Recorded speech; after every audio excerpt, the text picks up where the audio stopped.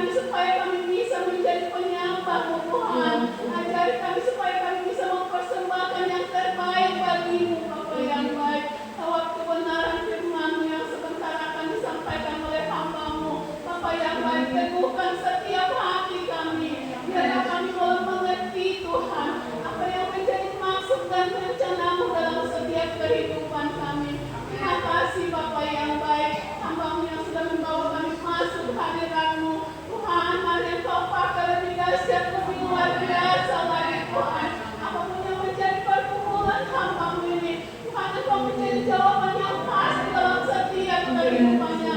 Engkau menjadi sandaran yang kuat dalam setiap kehidupan hidup ini ya Tuhan. Berkati kehidupannya, berkati keluarganya, berkati anak-anaknya Tuhan Yesus yang baik. Biarlah semuanya kami serahkan dalam tangan-Mu Tuhan. Masa depan mereka ada di dalam tangan Tuhan. Terima kasih Bapa yang baik, hamba-Mu yang sudah Engkau persiapkan untuk menyampaikan isi hati-Mu. Sembunyikan hamba-Mu di balik salib-Mu. Sampaikan apa yang Tuhan mau lewat hamba-Mu bagi kami saat malam hari ini.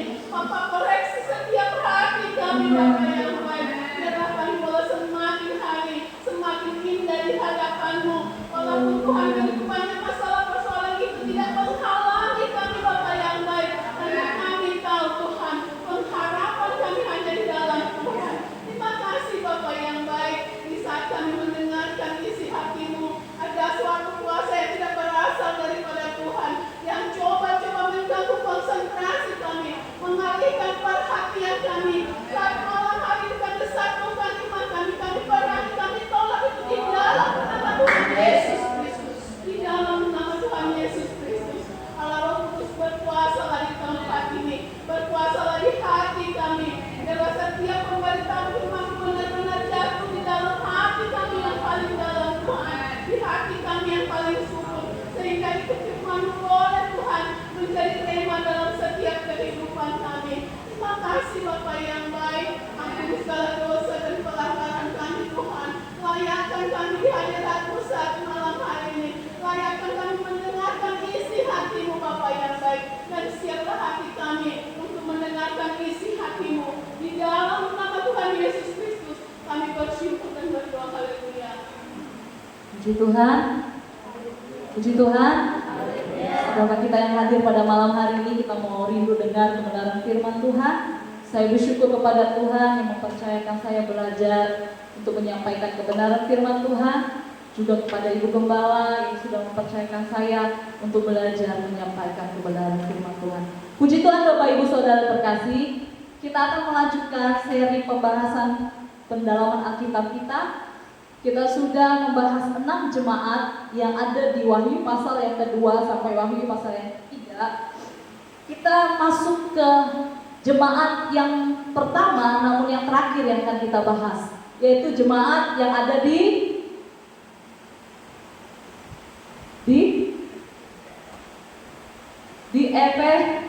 Efesus.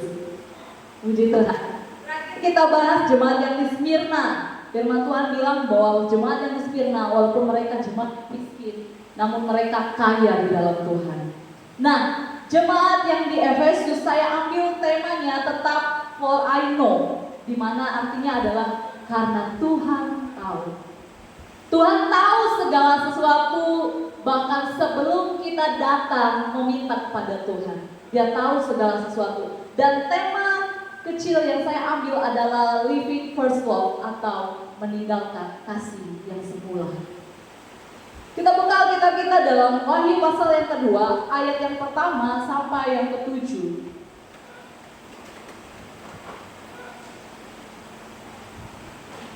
Wahyu pasal yang kedua, ayat yang pertama sampai yang ketujuh, sudah dapat?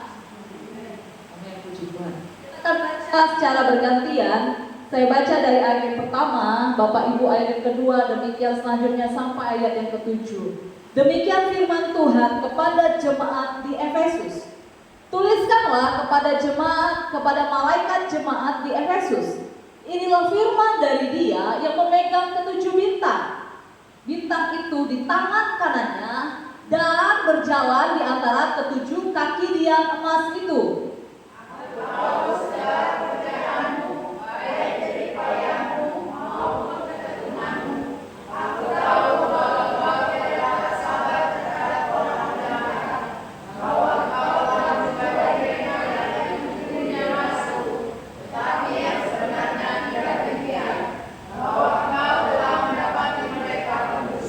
Dan engkau tetap sabar dan menderita oleh karena namaku, dan engkau tidak mengenal lelah. Namun demikian aku mencela engkau, karena engkau telah meninggalkan kasih-Mu yang semula. Sebab itu ingatlah betapa dalamnya engkau telah jatuh. Bertobatlah dan lakukan lagi apa yang semula engkau lakukan. Jika tidak demikian, aku akan datang kepadamu dan aku akan mengambil kaki dianmu dari tempatnya, jikalau engkau tidak bertobat.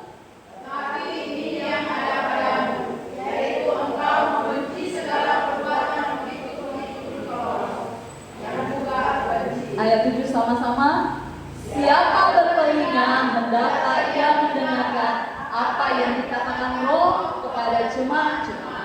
Barang siapa menang, dia akan diberi makan dari pohon kehidupan yang ada di taman Firdaus Tuhanku. Silakan duduk Bapak Ibu Saudara. Hari ini kita belajar tentang jemaat yang di Efesus. Ini adalah jemaat yang ini adalah bangunan-bangunan Efesus. Bapak Ibu, arti dari Efesus sendiri adalah yang dikasihi. Tidak melihat apapun, bagaimanapun keadaan kita tetap sama dikasihi oleh Tuhan. Jemaat Efesus. Jemaat Efesus adalah gambaran atau simbol umat Tuhan pada akhir zaman. Apa yang terjadi dalam jemaat Efesus itu juga terjadi dalam kehidupan kita di akhir zaman ini.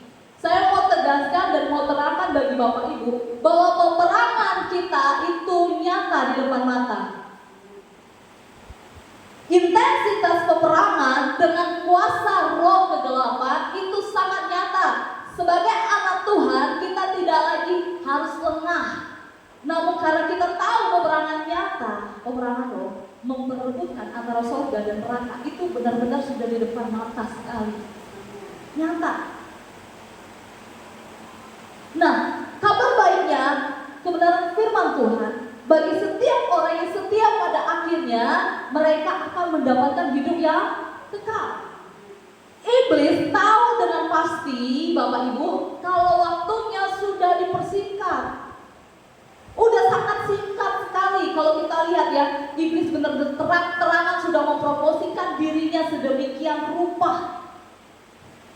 Kenapa dia tahu kemana dia akan pergi, benar? Kemana dia pergi iblis? Ke neraka. Karena dia tahu waktunya sudah sangat singkat Bapak Ibu, dia nggak mau pergi sendiri. Dia cari anak Tuhan untuk menjadi temannya di neraka. Dan untuk mengerti hal ini Bapak Ibu, karena peperangan kita nyata, itu juga yang terjadi di jemaat Efesus. Dan jangan sampai itu terjadi bagi kita yang ada di jemaat Batu Raja. Nah, firman Tuhan bilang seperti ini, tuliskanlah kepada malaikat jemaat. Kita sudah bahas selama 6 kali pertemuan, yaitu 6 jemaat. Siapa malaikat jemaat yang dimaksud? Malaikat jemaat yang dimaksud adalah gembala jemaat, hamba-hamba Tuhan. Rasul Yohanes memberitakan firman Tuhan ini kepada gembala jemaat, kepada hamba-hamba Tuhan, lalu disampaikan kepada jemaat supaya kita semua berjaga-jaga senantiasa lewat iman kita di hadapan Tuhan. Karakter Kristus yang diperintahkan di dalam kebenaran firman Tuhan adalah Dia yang memegang ketujuh bintang. Bapak Ibu pernah lihat bintang? Coba lihat satu bintang dari ketinggian yang sangat tinggi. Kalau satu bintang itu jatuh di kota Batu Raja, apa yang terjadi? Hancur kota Batu Raja. Satu. Bisakah Bapak Ibu bayangkan Tuhan yang kita sembah memegang ketujuh bintang, sebesar apa Dia? Seringkali kita berkutat dengan apa yang kita alami dalam pergumulan hidup kita. Kok nggak selesai-selesai? Kenapa seolah-olah kita nggak percaya dengan rencana yang Tuhan lakukan? Sementara Dia Allah yang maha besar. Dia sanggup memegang 7 bintang. Dia juga Allah yang sama, yang sanggup mengerjakan banyak hal dalam hidup kita kalau kita percaya.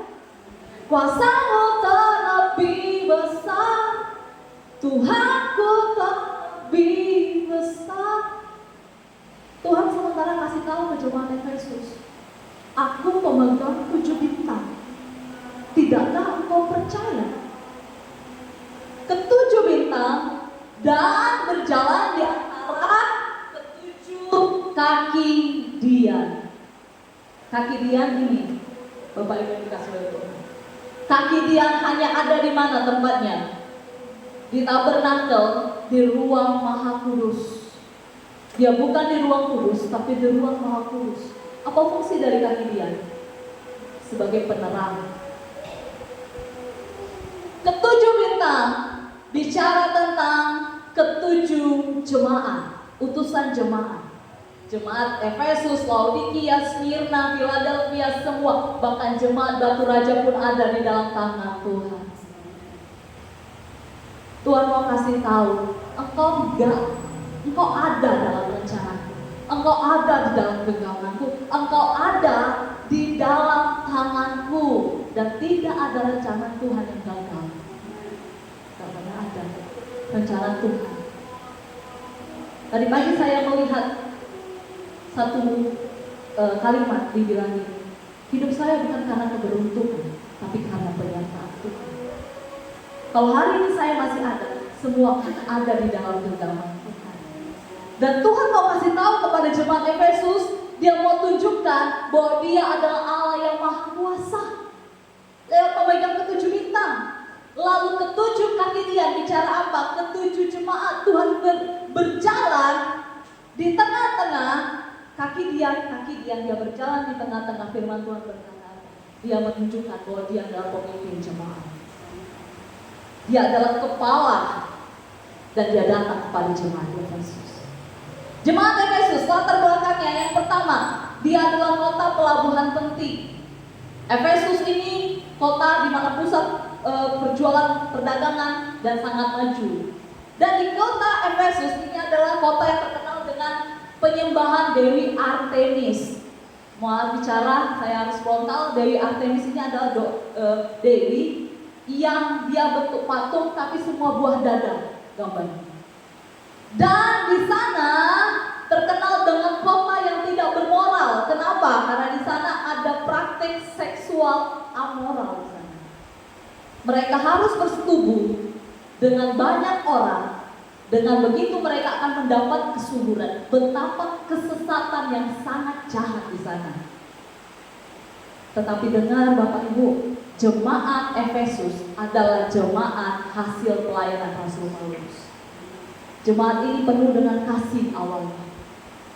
Generasi pertama itu adalah jemaat Rasul Paulus. Bapak Ibu boleh baca dalam kitab Efesus. Di sana ditulis dengan jelas oleh Rasul Paulus bagaimana keadaan jemaat di Efesus. Mereka melayani dengan segenap hati, mereka melayani dengan segenap jiwa, dan mereka mengasihi Tuhan dengan segenap kekuatan mereka. Gak hanya full timer, tapi mereka juga full heart kepada Tuhan, sepenuh hati. Tetapi ketika generasi yang pertama itu mereka tua dan meninggal, bangkitlah generasi yang kedua, anak mereka itu hidup di zaman kitab Wahyu ini. Dan kita akan bahas itu. Jemaat Efesus disebut dengan gereja induk, yaitu pusatnya. Kenapa disebut gereja induk? Karena di sana terdapat pelatihan orang yang percaya. Kita bisa buka dalam Kisah 19 ayat 9, di situ dibilang di sana ada ruang kuliah Tiranus. Jadi ada sekolah Alkitab di sana. Pengajarannya benar-benar, doktrinnya benar-benar, mereka berlandaskan benar-benar dengan firman Tuhan. Paten, bukan hanya jemaat yang datang hanya hari Minggu saja, hari Kamis saja, tapi mereka jemaat yang militan di hadapan Tuhan, yang mereka pengajarannya dalam. Firman Tuhan terdasar dalam hati mereka, dalam roh mereka. Dan karena itu Tuhan kasih pujian. Wah, pujian Tuhan kepada jemaat Efesus gak main-main. Kalau Tuhan puji kita, itu ya dan amin. Katakan ya dan amin. Kalau Tuhan puji Ibu, siapa saya bilang? Ibu Bulan, imanmu itu kuat di dalam Tuhan. Contoh ya, Ibu Bulan ya, itu iya dan amin. Kalau Tuhan puji jemaat terlihat dalam kehidupan jemaat Efesus. Yang pertama dikatakan apa? Aku tahu, di ayat yang kedua, aku tahu segala pekerjaanmu baik, jeripaya. Yang pertama yang dipuji oleh Tuhan, jeripaya. Katakan jeripaya.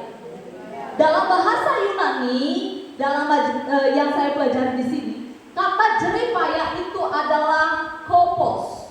Kopos itu berarti kalau dia melayani udah sampai maksimal, udah sampai capek nian, udah sampai lelah, sampai susah sekali. Dengan kekuatan, dengan jiwa, dengan raga, dia kasih.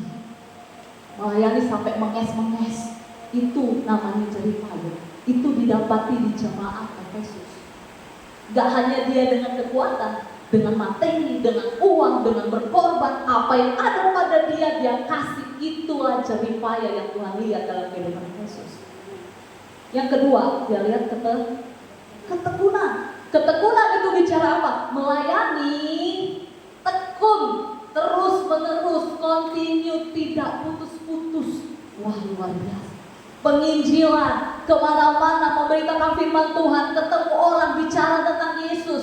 Apapun dia lakukan, tekun, kata firman Tuhan. Yang ketiga, dia gereja yang tidak kompromi. Di ayat yang kedua, bahwa engkau di ayat kedua, aku tahu bahwa engkau tidak dapat sabar terhadap orang jahat. Dia tidak kompromi dengan dosa. Dia tidak kompromi dengan, walaupun keadaan yang kita sudah tahu tadi, jemaat itu dikelilingi orang yang seperti apa, tapi dia tidak kompromi. Yang selanjutnya, yang keempat, dia memuji rasul palsu. Kita baca tadi kan, aku tahu engkau mencobanya. Yang menyebut dirinya rasul, padahal tidak demikian. Kenapa? Karena mereka unggul di dalam doktrin. Mereka unggul dalam pengajaran. Makanya perlengkapi diri kita di dalam firman Tuhan, supaya kita tidak menjadi jemaat yang terombang-ambing dengan pengajaran akhir-akhir zaman ini. Ada banyak hal yang menyesatkan, tetapi Roh Kudus ada dalam diri kita. Firman Allah tinggal dalam diri kita, sehingga kita menjadi anak-anak yang tidak kompromi dan sebagai penguji di hadapan Tuhan. Yang kelima, jemaat yang sabar. Wah, kalau Tuhan kasih label sabar, benar-benar sabar. Yang keenam, mereka yang mau menderita karena nama Tuhan. Mereka yang sanggup berkata sekali Yesus, selamanya Yesus. Mereka yang sanggup bilang, saya tetap percaya Yesus, meskipun di tengah-tengah tekanan hidup ini. Dan yang ketujuh, yang terakhir, mereka tidak kenal lelah. Meskipun di atas jeripayah itu lelah, jeripayah itu capek, tapi mereka tidak kenal lelah. Sempurna, 7. Tapi dengar baik-baik Bapak Ibu, ada satu celaan, hanya satu saja yang kurang terhadap jemaat yang di Efesus. Mereka meninggalkan kasih yang sempurna. 7 keunggulan tidak dapat digantikan oleh kasih yang sempurna. Hanya karena 7 keunggulan, hanya ada karena satu kasih yang sempurna, maka ke-7 unggulan itu tidak ada apa-apanya. Kasih yang mula-mula adalah hal yang pertama kali kita alami bersama Tuhan. Saya mau tanya, siapa yang pernah mengalami cinta pertama dengan Tuhan Yesus? Jawab di dalam hati kita masing-masing. Waktu kita pertama kali cinta dengan Tuhan Yesus, kita rasakan pengampunan Tuhan. Rasanya kita mau dekat dengan Tuhan. Kita mengalami, kita menggebu-gebu ingin ketemu sama Tuhan Yesus. Setiap hari yang dalam hati saya, Tuhan Yesus, bangun pagi, bangun malam, itu hanya datang sama Tuhan. Itu namanya cinta mula-mula. Waktu kita cinta sama Tuhan, waktu kita sayang sama Tuhan, waktu kita mengalami cinta pertama, orang mau ngomong apa saja, orang mau bilang apa saja, itu tidak membuat kita tersinggung. Benar atau tidak? Benar gak? Waktu kita cinta mula-mula sama Tuhan, orang mau bilang apa aja, kita tidak terluka. Hamba Tuhan mau khotbah keras apa aja, kita duduk di bawah, kita bilang amin, haleluya, amin, haleluya. Benar atau tidak? Itu cinta cintamu tetapi seiring perjalanan waktu 5 tahun, 10 tahun, apa yang terjadi Bapak Ibu? Mari kita koreksi hati kita masing-masing. Ada kalanya ketika kita dapat persoalan, sesuatu yang tidak kita suka itu muncul. Jangankan omongan yang keras, omongan yang lembut, tapi bagi kita itu menyelekit, kita sudah gampang terluka bersama. Makanya penting sekali kita punya cinta mula-mula terus dikumandangkan kepada Allah. Sama seperti suami dan istri. Pertama kali jatuh cinta, wah kaulah bulanku, kaulah bintangku, semuanya kurebut hanya untukmu, benar tidak? Kita komunikasi, kalau tidak ketemu sehari sama Dedi, contoh sama suami, wah rasanya hambar duniaku, tidak bisa tidur aku, benar tidak? Tapi bagaimana kita bisa bedakan cinta mula-mula dengan cinta yang hambar? Ketika kita hanya menjadikan hubungan sebatas rutinitas. Ya udah, yang penting saya nafkahi istri, berilah kau kendala situ, gak usah nak ngobrol gitu. Sama, kita melayani, kita kasih yang terbaik, kita kasih terbaik, tapi hati kita jauh dari Tuhan itu apa? Mari kita belajar. Tuhan mau lebih penting bukan hanya Tuhan senang dilayani, benar gak? Senang gak? Tapi yang terpenting hubungan, koneksi kita dengan Tuhan. Aku terhubung dengan Tuhan. Kasih mula-mula adalah saat kita mencintai Tuhan dengan tulus. Gak ada motivasi lain, gak ada pamrih, tidak ada hal lain. Hanya Tuhan, sampai saya gak bisa ngomong apa-apa Tuhan, cukuplah kasih-Mu sama aku. Itu mengalir saja, mencintai Tuhan dengan tulus. Dan yang ketiga, dia selalu rindu sama Tuhan. Kalau masih ada ini dalam hati kita, berarti kita masih punya kasih yang mula-mula. Yang keempat, dia selalu mau dengar suara Tuhan. Makanya perlu sekali namanya saat teduh di dalam doa. Jangan hanya kita datang, cuma kita yang mau didengar sama Tuhan. Tuhan, haleluya, Tuhan, ini hatiku, ini masalahku, ini persoalanku. Tapi coba belajar dengar apa kata Tuhan. Di dalam mendengar suara Tuhan, di situ dapat kekuatan. Di dalam mendengar suara Tuhan, di situ kita dapat satu hal yang kita awalnya berpikir ini baik, ternyata kata Tuhan itu tidak baik, kita mampu lakukan. Kemudian apa lagi? Kasih mula-mula itu kita lebih mentinggi perasaan Tuhan daripada perasaan kita. Sulit sekali. Tapi bersama Roh Kudus kita semua mampu lakukan. Yang kemudian dia gak mau nyakitin hati Tuhan. Kasih mula-mula. Dan saat kita melakukan segala sesuatu hanya untuk kepentingan Tuhan. Apa kepentingan Tuhan? Firman Tuhan bilang apa? Pergilah, jadikanlah semua bangsa muridku, dan baptislah dia dalam namaku. Apalagi kata firman Tuhan, ladang sudah kuning, siap untuk dibuang, tapi pengerja-pengerja sedikit. Itu hati Tuhan. Dan mari kita belajar sama-sama. Bahayanya ketika seseorang kehilangan cinta mula-mula ternyata berbahaya. Yang pertama, kaki dia diambil. Kaki dia bicara apa? Bicara terang. Kemarin Om Dovi sudah bahas tentang roh manusia. Dan hari Rabu di tempat Ibu Daniel Simanjuntak saya juga sudah bahas tentang roh manusia. Mari kita buka kembali dalam Amsal pasal 20 ayat yang ke-27. Seseorang membacakannya.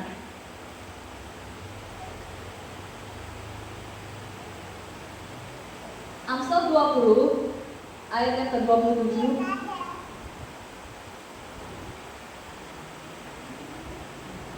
Tidak ada kan? Amsal 20 Iya. ayat 27. Iya. Roh manusia adalah perintah Tuhan yang menyelidiki seluruh lubuk hatinya. Iya. Fungsi dari kaki dia adalah menerangi. Amin.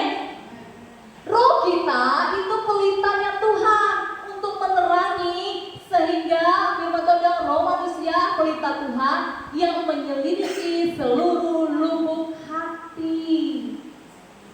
Kalau kita kehilangan cinta mula-mula, hati-hati, cinta mula-mula dan kaki dia itu gambarannya sejajar.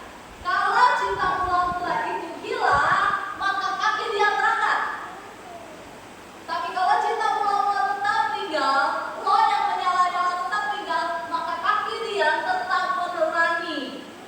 Itu gambarannya. Roh manusia itu pelita tubuh. Kalau kita cinta mula-mula kita melayani hanya karena rutinitas, hanya karena pekerjaan, itu pasti capek. Tapi kalau kita melayani Tuhan karena ada Roh Kudus, karena cinta kita kepada Tuhan, maka kita, lubuk hati kita diterangi oleh Tuhan. Fungsinya. Makanya bahaya sekali kalau kita udah gak punya lagi kasih kepada Tuhan, gelap seluruh hidup kita. Padahal kepekaan kita hilang, dan lebih parah lagi, pelayanan kita nggak lagi tertuju kepada kasih Tuhan, kepada Tuhan yang benar, tapi hanya karena rutinitas, hanya karena sehari. Oh, karena hari Minggu saatnya orang Kristen datang beribadah. Bukan lagi karena kita kasih, kita rindu sama Tuhan, tapi sudah karena rutinitas. Kecaman kepada orang yang ada di Efesus adalah dikatakan bertobatlah. Arti kata bertobat dalam bahasa aslinya adalah metaneo. Metaneo itu mempertimbangkan kembali, pikir masa-masa, lalu kembali kepada rancangan Tuhan. Kalau engkau mau lupakan kasih Tuhan, pikir ulang. Kalau engkau mau lupakan tentang kebaikan Tuhan, yang kita mau ingat hanya persoalan kita, hanya apa yang kita lihat, pikir ulang. Banyak orang, beberapa orang bilang gini, untuk apa datang ke gereja? Toh hidup aku kayak gini-gini aja. Pikir ulang. Tuhan bilang, pikir ulang, bertobat. Kembali pada kasih Tuhan, kembali pada kerinduan, kembali kepada debar-debar jantung yang dulunya, alarm yang dulunya membangunkan kita untuk datang sama Tuhan. Pikir ulang, bertobat, dan lakukanlah lagi. Kata lakukanlah lagi itu dari kata poioneo atau to make dalam bahasa Inggrisnya, dibilang bertindak. Kalau sudah bertobat, sudah mikir ulang, segera bertindak. Segera datang cari Tuhan. Segera datang temui Tuhan. Segera ngobrol sama Tuhan. Dan Tuhan kasih hukuman bagi orang yang tidak bertobat, yaitu dia mengambil kaki dia dari tempatnya. Kaki dia itu lambang kehadiran Tuhan. Amin. Saya mau tanya, jawab dengan masing-masing. Apa jadinya kita kalau Tuhan gak hadir dalam hidup kita? Tapi karena Tuhan hadir dalam hidup kita hari ini, kita masih menikmati segala sesuatu dengan Tuhan. Kita mengalami sukacita yang orang dunia gak bisa kasih. Beneran, sukacita anak Tuhan itu berbeda dengan sukacita orang dunia. Sukacita yang tidak dapat terkatakan dan tergambarkan, damai sejahtera, itu diberi dalam hidup kita, itu melambang kehadiran Tuhan. Makanya Daud bilang dengan nangis, Tuhan, tolong jangan ambil rohmu dari aku Tuhan. Gak bisa aku ngapain nambah Roh Kudus-Mu. Makanya penting sekali hadirnya Tuhan. Kalau hari-hari ini Bapak Ibu masih bisa menangis di kaki Tuhan, wow, itulah lambang kehadiran Tuhan.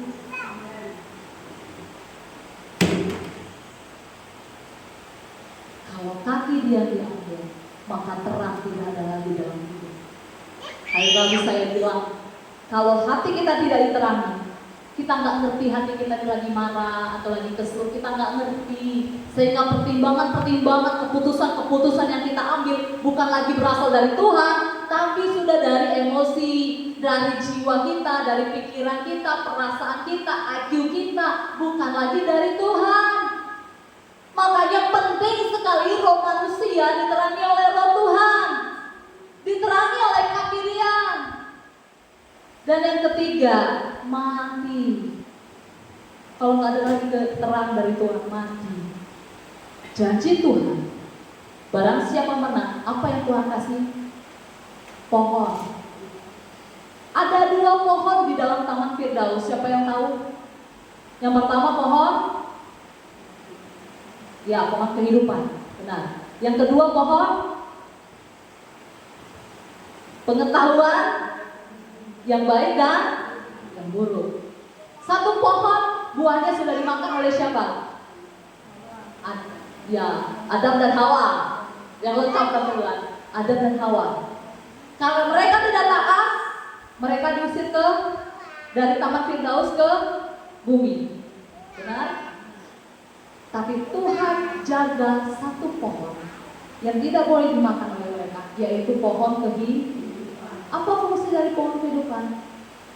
Ketika engkau memakan pohon kehidupan, engkau akan hidup abadi. Firdaus bicara tentang surga. Firdaus bicara tentang kediaman Tuhan. Firdaus bicara tentang tempat Tuhan yang maha kudus. Dan waktu kita makan buah kehidupan, engkau akan hidup bersama Tuhan dalam kekal. Itu upah. Kalau hari ini ada 7 keunggulan itu dalam diri kita masing-masing, ingat yang satu, kasih. Kasih kepada Tuhan. Iman, pengharapan, dan kasih yang terbesar. Semua akan berlalu, nubuatan akan berlalu. Tapi ketika kasih Tuhan dan kita kepada Tuhan, itu yang terbesar dari semua. Amin. Demikian kebenaran firman Tuhan. Mari kita renungkan firman Tuhan. Makasih Tuhan. Jangan ambil rohmu ya Tuhan dari kami. Ajar kami sayang terus sama Tuhan.